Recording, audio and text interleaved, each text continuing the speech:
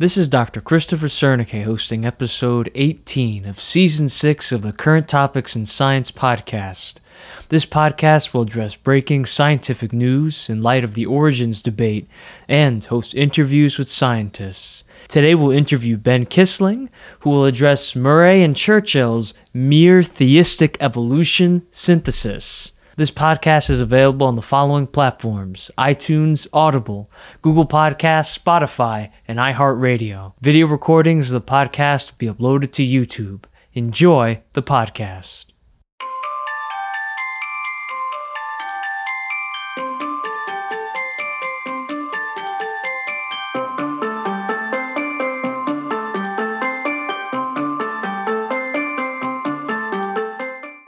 Today on Current Topics in Science, we have the honor of hosting Ben Kissling.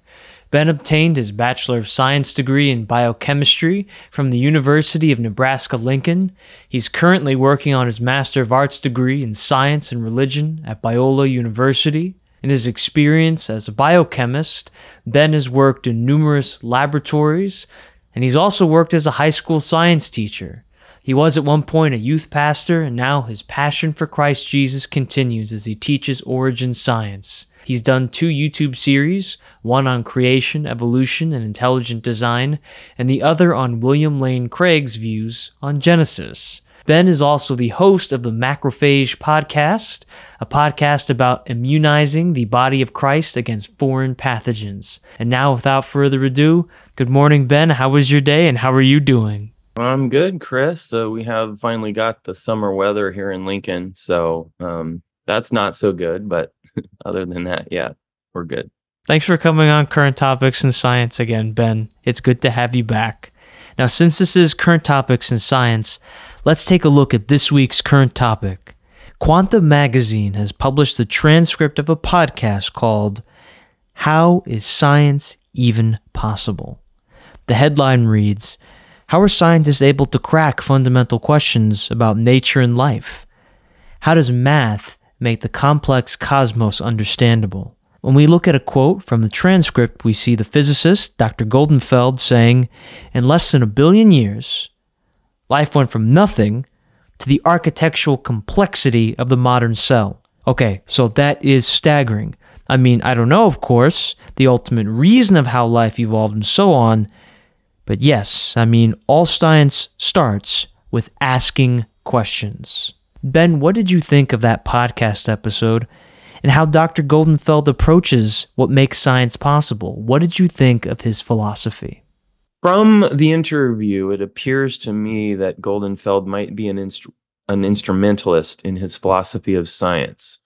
And what that means is that most people believe that scientific theories are like propositions. That means they're either true or false. A good example would be gravity is a force.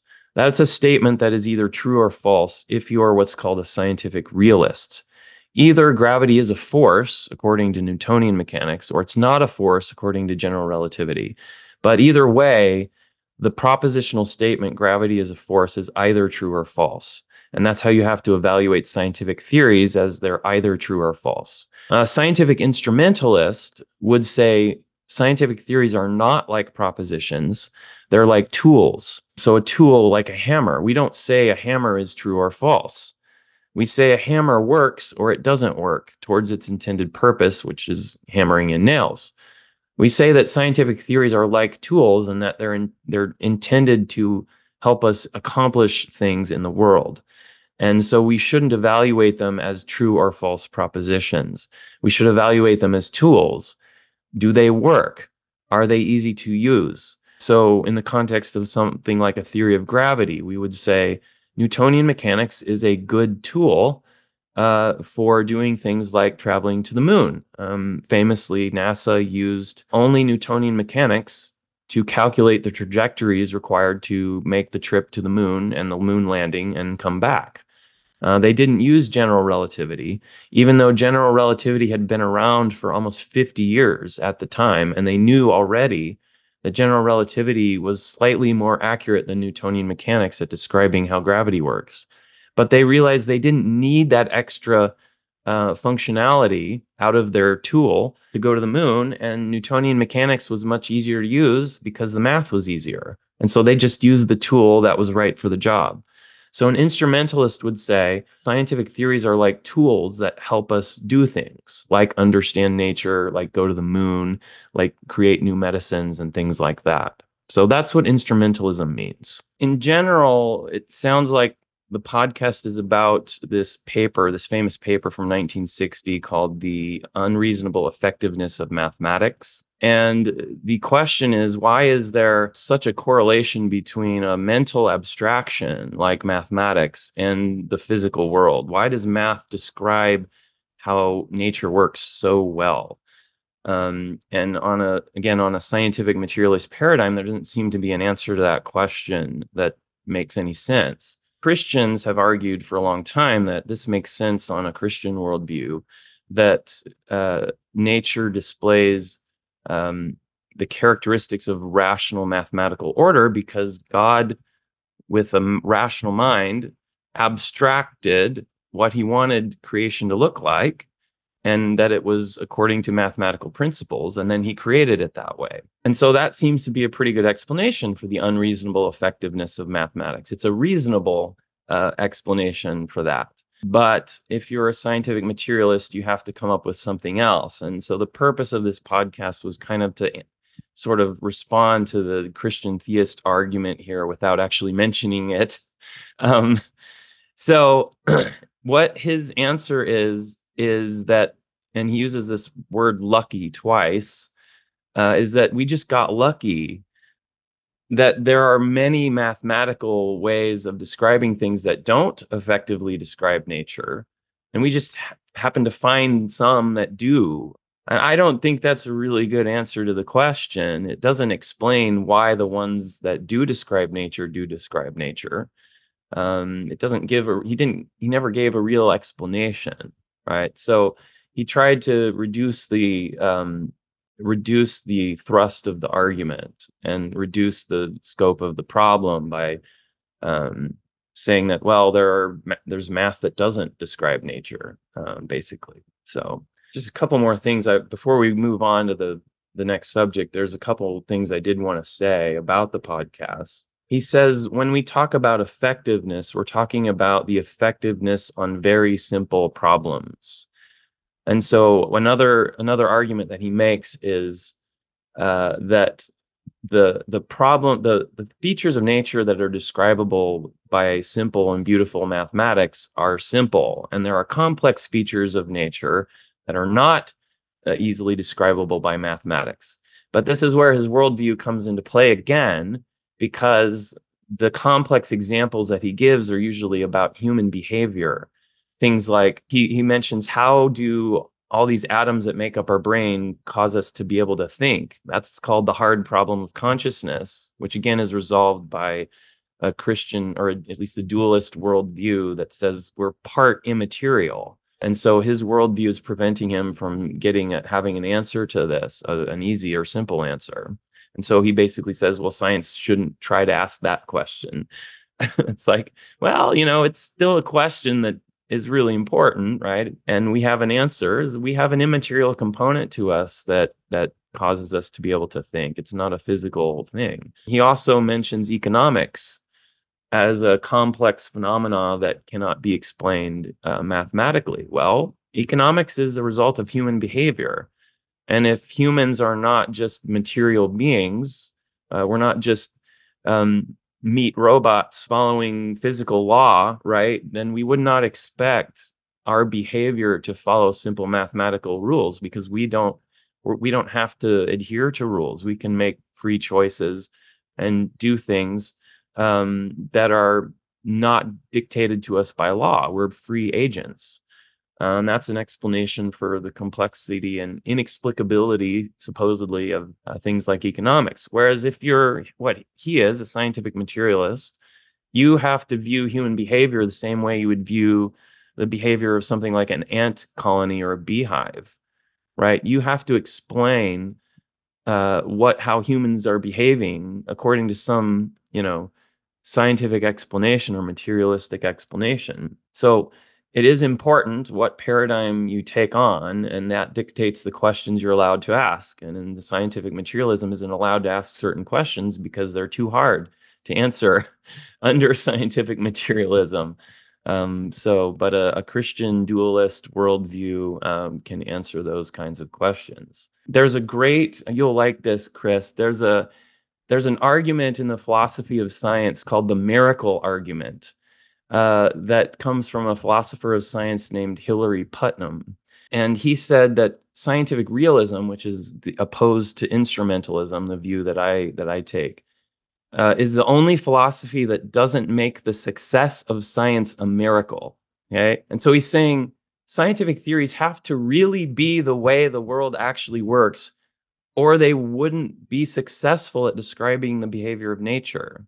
Otherwise, that would be a miracle. Well, I believe in miracles, and Christians believe in miracles. And so we can take an instrumentalist view, like what Goldenfeld appears to be taking here, and say, look, it's a miracle, and miracles are evidence for the existence of God.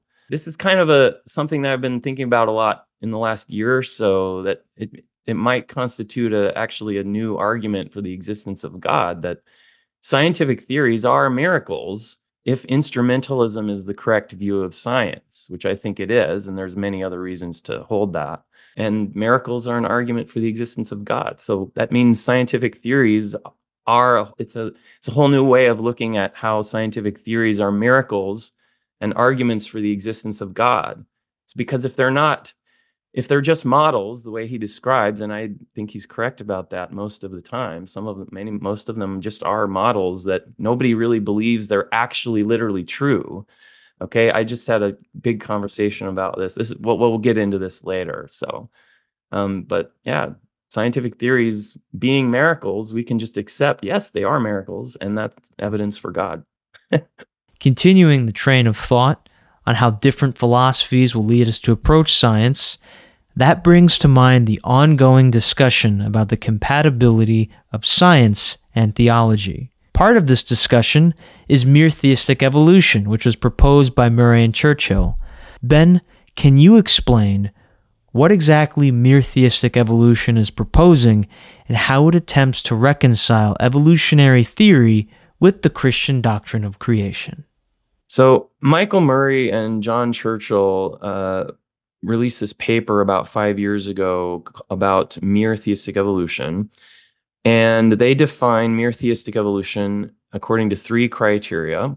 The first one could be summarized as classical theism, that God exists and is omniscient, omnibenevolent, and omnipotent. Okay, so all the classical divine attributes. The second criteria is the old age paradigm, that the universe began about 14 billion years ago and the earth about 4 billion years ago, and life on earth, I guess they extended it to 3.8 billion years ago or something like that. And then the third definition is what's called the modern synthesis, that natural selection acting upon random mutation along with other natural processes is a very good explanation of the complexity and diversity of life. So that's their definition of MTE.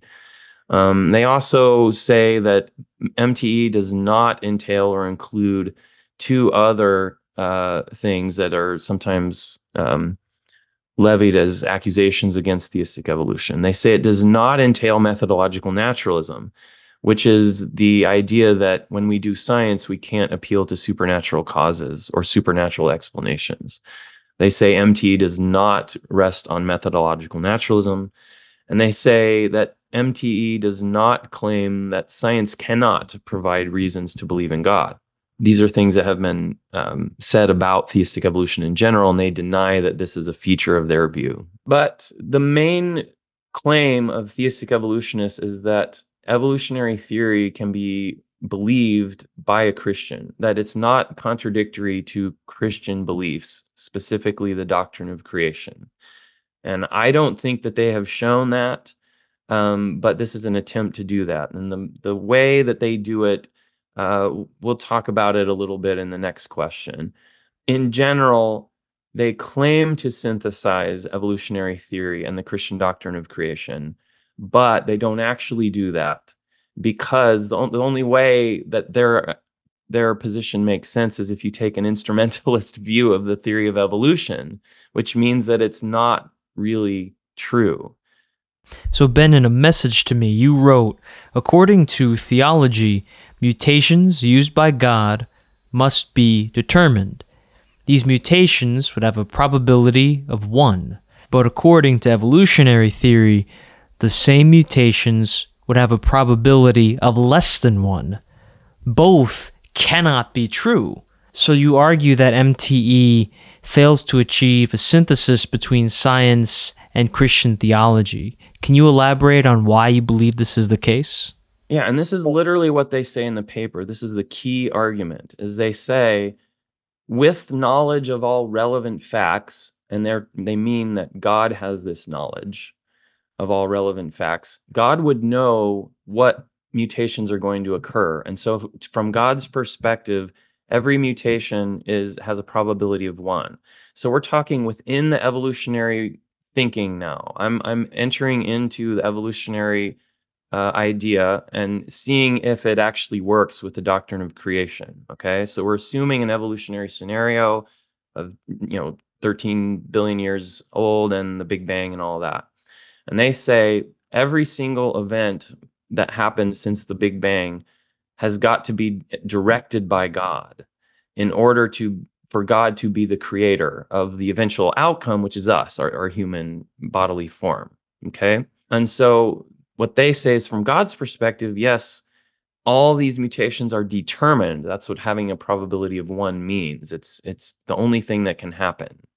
Okay, so God knows what will happen, but we don't. So when we do science, we're doing it from our perspective as a finite human without the kind of knowledge of what they call is all the relevant facts that God has. And so we have to create models to model how this works in a way that we can understand and use to make predictions and things like that. Okay, but the problem is they just flat out say, look, the probability of the mutations are really 1, but in the evolutionary model, they're not 1, they're less than 1. And that's a flat out contradiction. Okay, and that means that evolutionary theory contradicts what they hold as the doctrine of creation, is that the probability of all events must be 1. And therefore, the model is contradictory to that. But they don't seem to recognize the contradiction. They seem to think this is an explanation of a contradiction, but it's just a restatement of the contradiction. And I think what they're getting at is some kind of instrumentalist understanding of a theory and trying to say that this is okay to be an instrumentalist. Well, if you want to argue for that, yes, go ahead. Argue for that openly. Take an instrumentalist position. That's fine. But it still means that the theory is not actually true. It's just a model that doesn't actually jive with the doctrine of creation. So they haven't synthesized evolutionary theory and the doctrine of creation at all. They've just made an excuse for the model to say this is why we have to take this view. That's not a synthesis. Ben, a key issue to all of this is the definition of the word random, which can mean different things depending on the context. You mentioned that it seems that MTE does not provide a synthesis, but rather accepts contradictions between random mutations in evolutionary theory and God's intentional creative acts. Can you explain what exactly is meant by random, and if there is a definition of the word random that would harmonize creation and evolution? Yeah, I'm reminded a little bit of something William Dembski said about the definition of random. They had a whole conference on this apparently in the early 90s, and all they could come to a conclusion is that we know what random isn't, we just don't know what it is. But in the context of evolution and creation, when evolutionists always say that evolution is an unguided natural process. And that is why it's incompatible, at least on the surface, with creation. Because how can God guide an unguided natural process?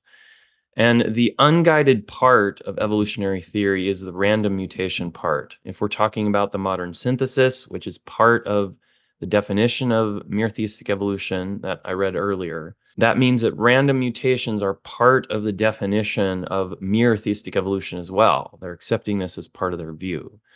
And so it really matters what that word random means. If it means unguided, God can't guide an unguided mutation. If it means uncaused, which is what I would say is the meaning of ontological randomness, truly random events that have no cause, it means God cannot cause an uncaused event. That's a contradiction. William Lane Craig realized that this needed to be explained. And so in his response paper to Mere Theistic Evolution, he gave a definition of random that he learned from the evolutionary biologist Francisco Ayala. This definition is widely used in evolutionary biology, and it says that random mutations mean that mutations occur irrespective of their usefulness to the organism. Importantly, that definition does not mean ontological randomness.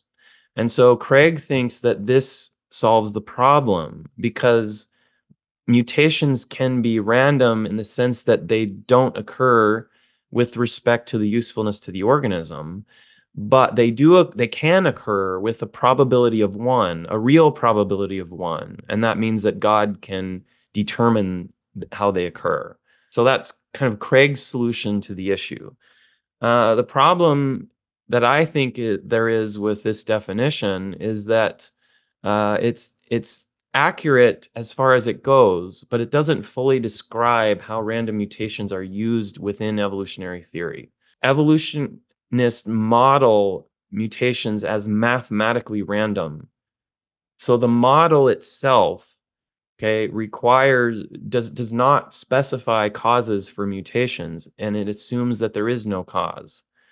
And it just doesn't explain why mutations happen or whether, and so they model them as random, and it's not just random with respect to the usefulness to the organism. I say it is also random irrespective of its type and position in a DNA sequence.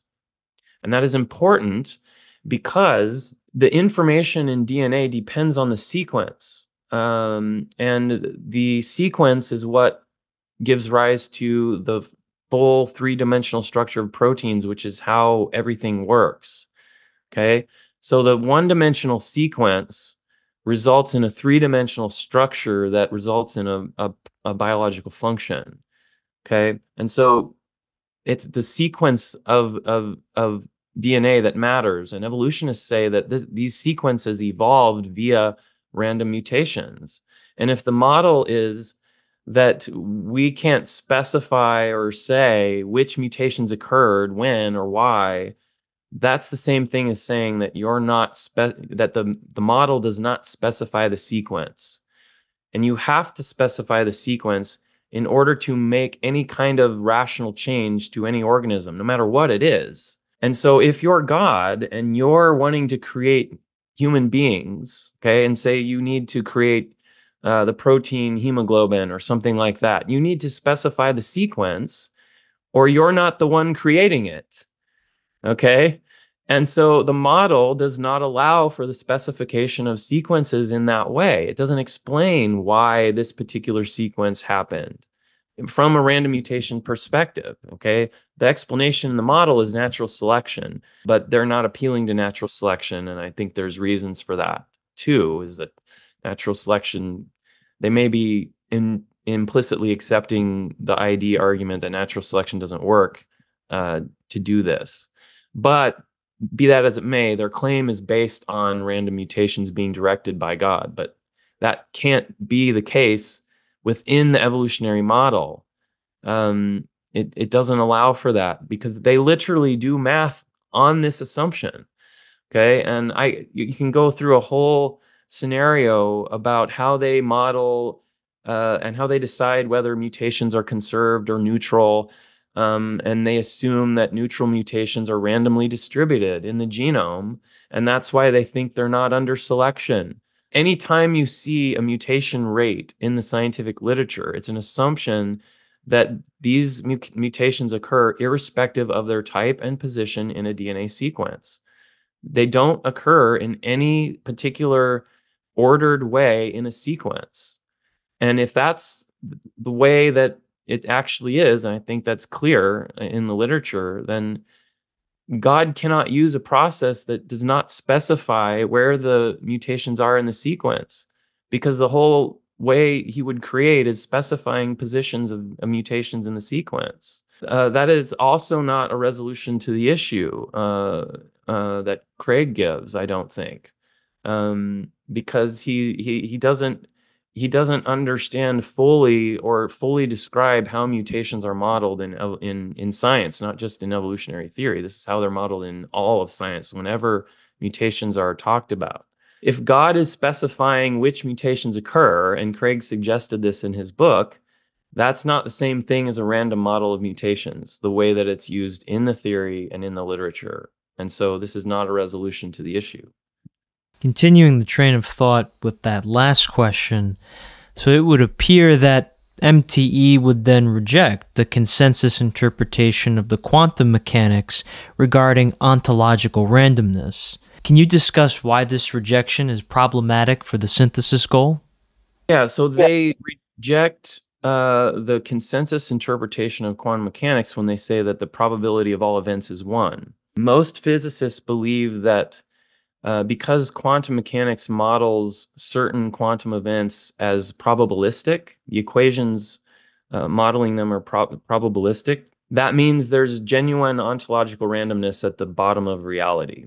Okay? Most physicists believe this. There are exceptions. A good example on YouTube is Sabine Hassenfelder. If you know who she is, she's a really good podcast to listen to also. She believes in what's called the Bohm-de Broglie interpretation of quantum mechanics. That's a deterministic interpretation of it. And I know that Craig accepts this as well, and it looks like Murray and Churchill probably do too. And that's fine. But the question I have for them is, why do you reject the consensus in this area of science, but not the consensus on evolutionary theory? This is more of a question of their methodology. Why do they say that, and they talk down to Christians and say, you have to believe, in evolutionary theory. Why? If you're also rejecting certain consensus in science, evolutionary theory is not a consensus, certainly not anymore. Why can't we take a minority view that evolutionary theory is an inadequate theory of nature or a theory of biology? What's the problem there? And the other, even deeper question is, if you're rejecting a scientific consensus on the basis of a theological claim, which appears to be what they're doing, their theological claim is called meticulous divine providence. Now, I don't hold this myself, but it is a theological idea, and it's the reason why they say all events have a probability of 1, because that's what meticulous divine providence means. And so they're rejecting a scientific consensus on the basis of a theological claim. And I would like them to openly defend that decision, because that means making theology the queen of the sciences again. I'm with them on that, right? And I could make common cause with them if that's what they openly defend, but they don't appear to be openly defending this. And this just leads to my cynicism about theistic evolution in general. I've always thought that theistic evolution is more of a political position than a rational one. And so I want them to prove to me that they care about the ideas more than they care about offending materialists in science. I want them to show me that we're willing to stand up for what we actually believe when it's offensive to the people we want to, kowtow to. And I don't know that they will do that, even though it's obvious in their view. The reason they're rejecting this consensus in physics is because of a theological claim. So argue that theology would require us to reject this consensus in physics. And if you do that, you're not doing anything different than what Young-Earth Creationists do. We say we need to reject this consensus in evolutionary biology because it's not consistent with what the Bible teaches about the history of the world and of living things. And we say we take the Bible as a higher standard for truth than science. And they're always telling us that we can't do that, but they're doing it themselves right here. Okay. And so I wanted to highlight that and pull that out and see if I can get them to be like, okay, yeah, maybe we have to defend our implicit appeal to theology as the queen of the sciences. And if so, we have some common ground there. And that would be great. But, we'll see. Ben, we've now arrived at our final question. Based on your analysis, what would be your concluding remarks regarding the prospects of reconciling evolution and creation within the framework of a theistic perspective? How should Christians approach origins? As to the first part of the question, the only way to reconcile evolution with creation that's consistent theologically would be to come up with some deterministic theory of evolution, which means non-Darwinian. You'd have to reject the Darwinian formula of random mutations acted on by selection at the very minimum. Ultimately, I don't think they are reconcilable because evolution is not reconcilable with the Bible. Theologically, you could potentially reconcile it by coming up with some deterministic theory of evolution, where you have some model of how mutations are not really random, and you can show that all of that information that's needed for life today existed from the initial position and momentum of all the particles in the universe. And I think that's demonstrably impossible, given the amount of information that is in biological organisms. I don't think that can exist in the entire initial universe, much less what ended up on Earth. So that's a big hurdle, but it's at least theoretically possible. As for the second part of your question, how should Christians approach origins? In my experience in this debate, when talking with any kind of old earther, whether it be an old earth creationist or a theistic evolutionist, at some point in the conversation, if they're being honest, eventually they will end up saying, one of the main reasons I take this position is because it's more persuasive to the non-believer, or to wavering Christians, for example. I've been yelled at by PhD physicists on this issue. Like, undergraduates come into my office and they're doubting their faith, and you young-earth creationists are a problem because you're telling them the Bible says this and all that.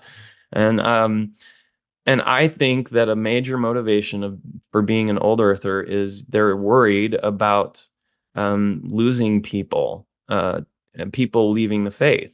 And my answer to that is very simple. The truth is a higher priority than evangelism. The truth is a higher priority than persuasion. We are more beholden to the truth than we are to what it takes to persuade people.